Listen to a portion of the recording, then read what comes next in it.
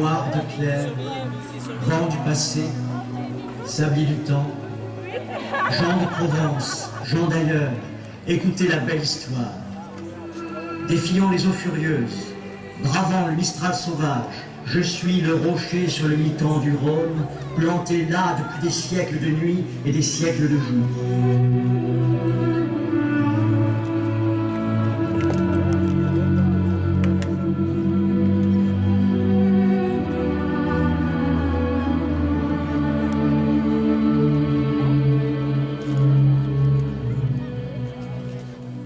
Gens de Provence, sachez que c'est de Méditerranée que le vent chargé de pluie, de poussière ocre et de légendes a conduit depuis la Palestine Marthe, notre sainte patronne.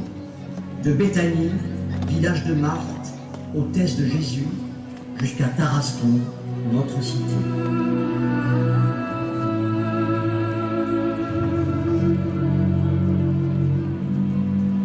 En ces temps lointains, Jésus et ses compagnons parcouraient les routes de Judée pour prêcher la bonne parole. Le chemin était long et fatigant.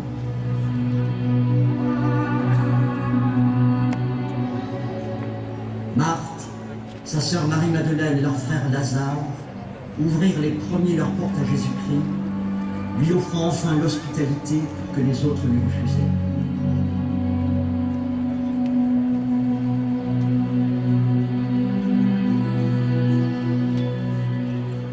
Ils furent les premiers à l'accueillir, les premiers à le suivre, les premiers témoins de ses miracles, les premiers à vivre sa passion et sa résurrection.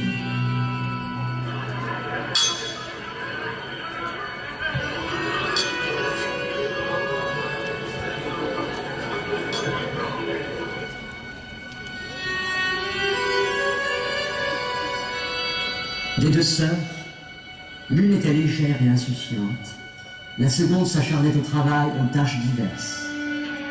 Marthe se démenait pour servir ses hôtes, s'activait au fourneau, courait de toutes parts, tandis que Marie-Madeleine, assise aux pieds de Jésus, l'écoutait et buvait ses paroles. « Seigneur, cela ne te fait rien, lui dit alors Marthe, que ma sœur me laisse servir toute seule.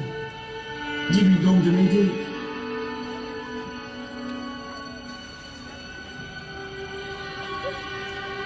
Marthe, Marthe, lui répondit Jésus, tu te soucies et tu t'agites pour beaucoup de choses. Pourtant, il en faut peu, une seule même. C'est Marie-Madeleine qui a choisi la meilleure part, et il ne lui sera pas enlevée. Marthe incarnait pour Jésus les valeurs du travail pratique, et Marie-Madeleine le travail de la prière, toutes deux signifiant son message d'amour pour la rédemption des hommes. Ainsi allait la vie de Jésus et de ses disciples en Palestine, passant d'un village à l'autre, afin de diffuser la bonne parole. Un jour, un messager vint le chercher dès l'annonce de la mort de Lazare. Il l'invita à se rendre auprès de Marthe et lui dit « Jésus, ton ami Lazare est mort. Ses sœurs Marthe et Marie te supplient de les rejoindre. Seigneur, si tu avais été ici, mon frère serait toujours de ce monde. » Jésus lui répondit, « Celui qui croit en moi vivra. Lazare, sort de là. » Et le mort sortit, ayant les pieds et les mains liés de bandes. « Déliez-le et laissez-le aller. » Le sang de Jésus était accompli, il ne pouvait éviter sa mission et la promesse de la croix avant la résurrection. Au pied de cette même croix dressée sur le mont Golgotha se trouvait Marie, sa mère, Marthe, Marie de Magdala, ainsi que Jean et Lazare.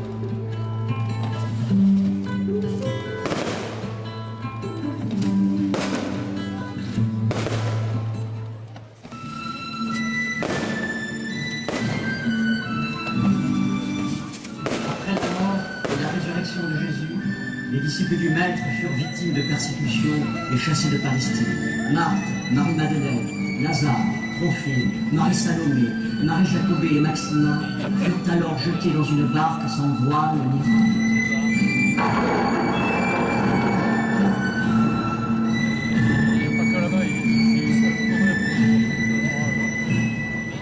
Poussés par le souffle du Saint-Esprit, ils traversèrent la mer Méditerranée pour accoster sur les rives de la Gaule provençale, le long du golfe du Lion.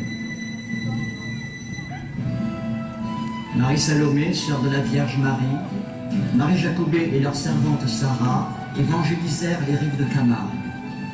En reconnaissance, les habitants donnèrent leur nom au village qui fut appelé les Saintes Maries de la Mer.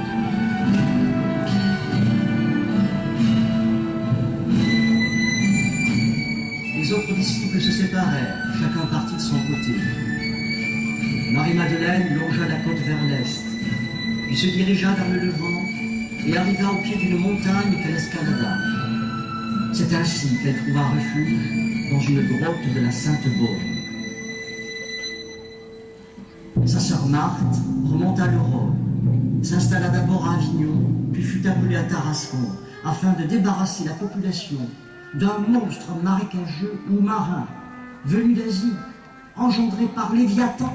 Ce monstre, dit bête faramine, ni dragon, ni ours, ni lion, ni tortue, ni scorpion, fait de toutes ces choses à la fois, flanqué de boucliers, avec un visage de vieil homme.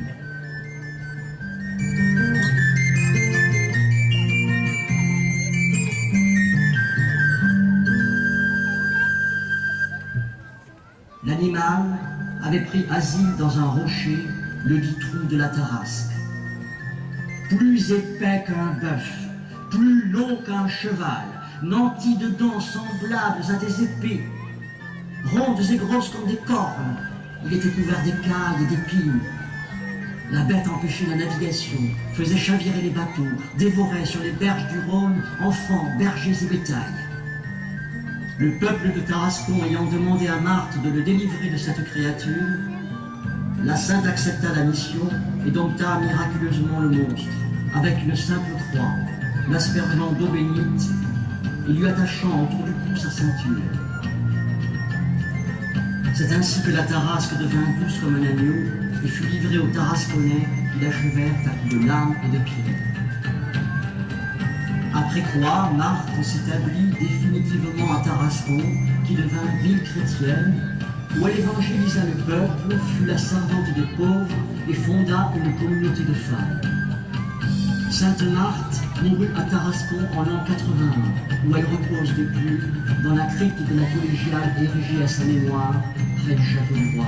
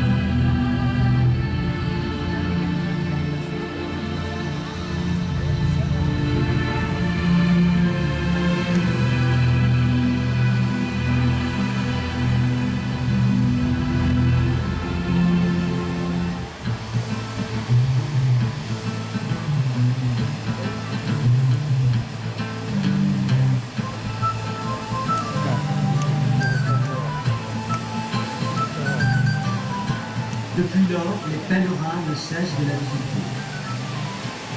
De grands personnages ont contribué à transmettre à partir des rives de Provence le christianisme en Europe.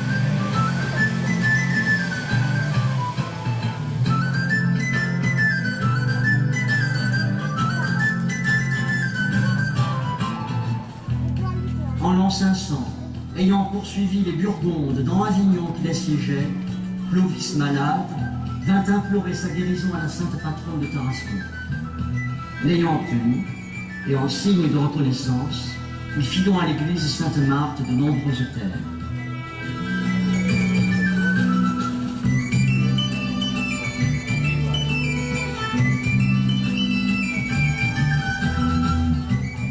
En octobre 1087, le pape Urbain II proclama à Avignon une bulle qui rattachait l'église Sainte-Marthe et tous ses biens au diocèse d'Avignon.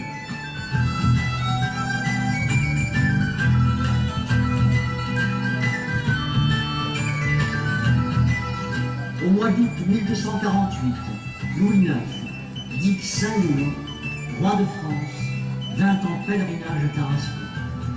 Il traversa le Rhône pour se rendre à Aigues-Mortes afin de s'embarquer pour la Terre Sainte.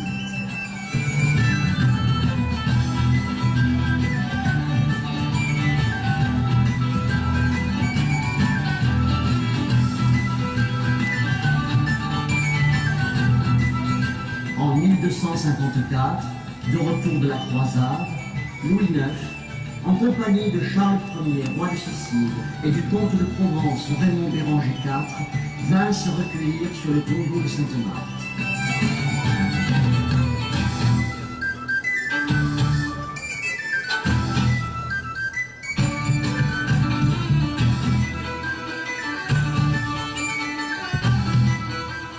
De 1314 à 1404, les papes d'Avignon, Clément V, Jean XXII, Benoît XII, Clément VI, Clément VII, Urbain V et Benoît XIII ont également visité le tombeau de la Sainte.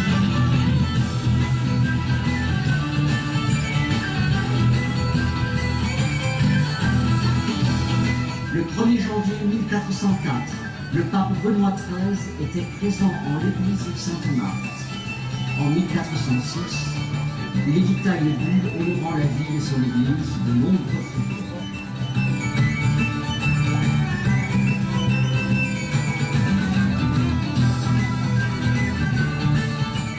Louis XI, encore dauphin, vint en 1447 pour la première fois à Tarascon. Il vénéra Sainte Marthe, qui l'honora à plusieurs reprises de ses libéralités.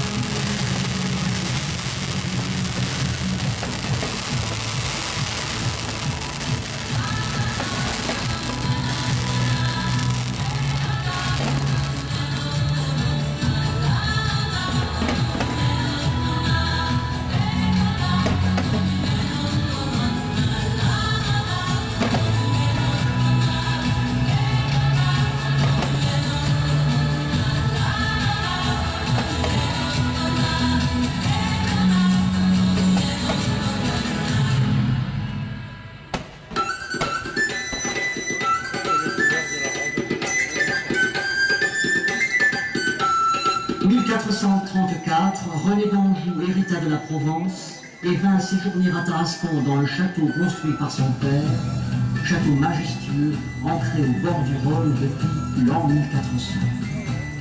Il réunit autour de lui une cour nombreuse de nobles familles, de chevaliers et d'artistes.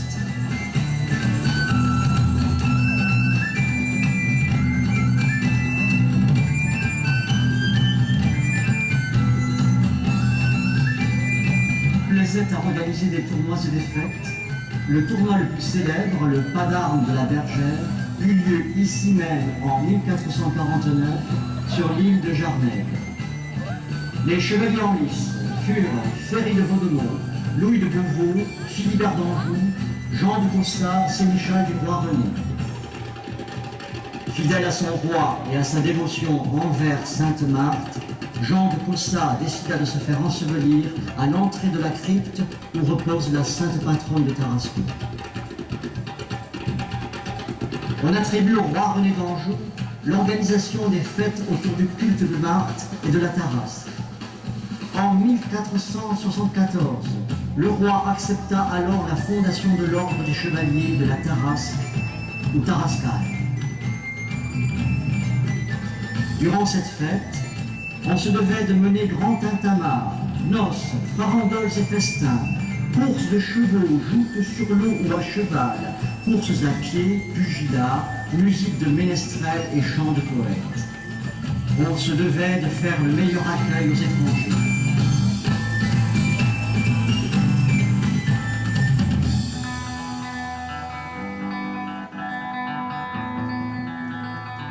Cependant, d'autres fureurs plus sournoises guettaient le roi René d'Anjou, lui si fidèle à son beau-frère Charles VII, roi de France. Il reçut la visite de son neveu le dauphin Louis, futur Louis XI, afin de comploter contre Charles VII.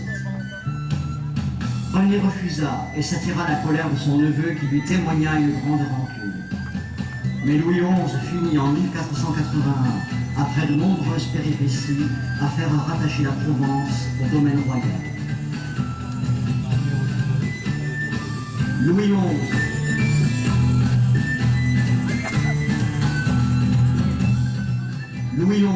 tant redouté, était dévot jusqu'à la superstition. Lors de ses différentes visites à Tarascon, il offrit à Sainte Marthe une superbe chasse reliquaire à mort massif de 25 kilos, où l'on plaça le crâne de la sainte et de superbes candélabres en métal précieux.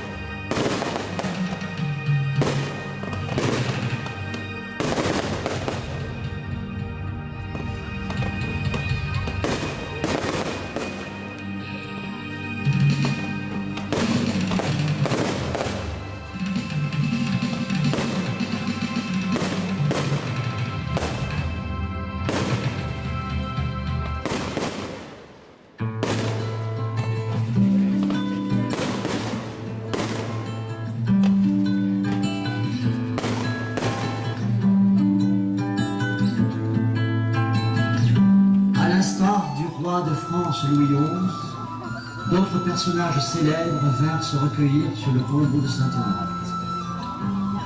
Le 3 février 1516, François Ier, roi de France et comte de Provence, revenant d'Italie après la victoire de Marignan, s'arrêta à Tarascon et vénéra la sainte patronne. Le 7 décembre 1564, le roi Charles IX fit halte dans la cité, regagnant Paris, suivi de toute sa cour.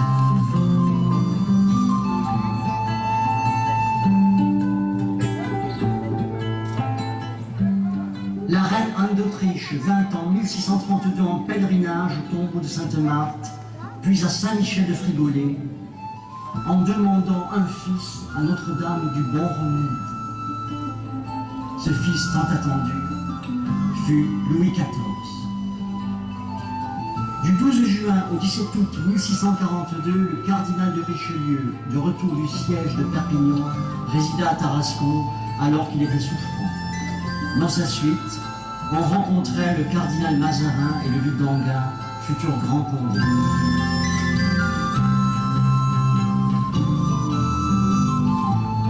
En En juillet 1642, le cardinal de Richelieu organisa dans l'église Sainte-Marthe les funérailles de la reine Marie de Médicis, veuve d'Henri IV et mère du futur roi Louis XIII. Monseigneur Louis de Valois, comte d'Alès, gouverneur de Provence, passa à Tarascon en 1649. Le 12 janvier 1660, venant de Nîmes et se rendant à Arles, le roi de France, Louis XIV, accompagné de la reine-mère Anne d'Autriche, du cardinal Mazarin, du duc de Mercœur, gouverneur de Provence, du maréchal de Villeroy et de toute la cour, vint à Tarascon, se rendant à l'Espagne en vue du mariage avec l'infante Marie-Thérèse.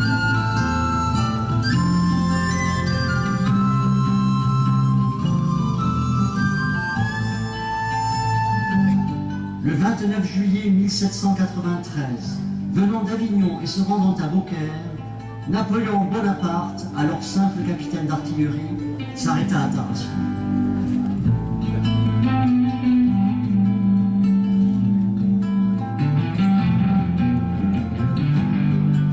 Le pape Pie VII, revenant de Fontainebleau, y fit une halte en 1814.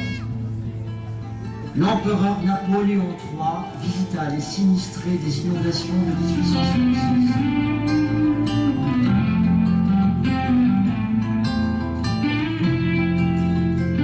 Félix Faure, président de la République, arriva par le train en gare de Tarascon en 1896. Monseigneur Roncalli, nonce à Paris et futur pape Jean XXIII, vint en 1948 à Tarascon.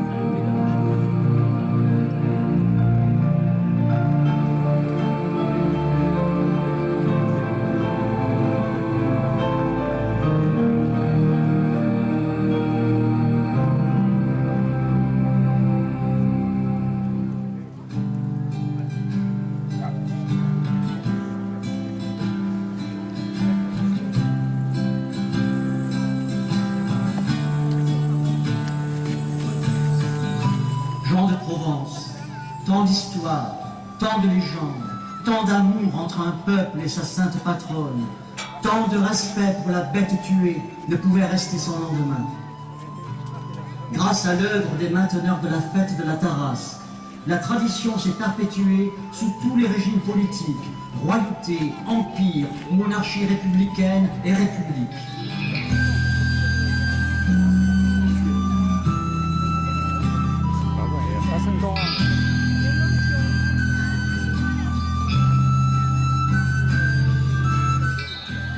Grâce à l'action des maires de Tarascon qui ont autorisé les fêtes en 1841, en 1861, en 1891, en 1935, en 1947 et encore de nos jours. Grâce à la ferveur des chevaliers de la Tarasque pour maintenir la rencontre entre un peuple et leur emblème communal. Grâce aux artistes qui ont reconstruit en 1840 l'effigie de la Tarasque.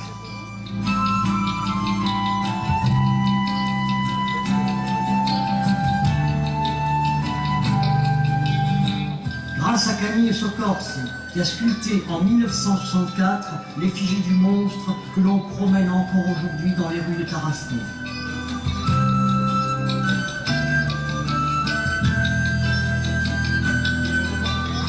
Grâce à vous tous, gens de Provence, la fête de la Tarasque a aujourd'hui obtenu une reconnaissance mondiale. Le 25 novembre 2005, le directeur général de l'UNESCO et le Conseil culturel des Nations Unies ont proclamé la fête de la Tarasque patrimoine oral et immatériel de l'humanité au titre des géants et dragons processionnels de France et de Belgique. Gens de Provence, grâce à votre amitié, grâce à votre participation toujours plus nombreuse, grâce à votre amour des traditions, la fête de la Tarasque demeurera un patrimoine vivant, un patrimoine pour tous. Vive notre sainte patronne, Sainte Marthe, et que vive longtemps la fête de la Tarasque. Vive Tarascon!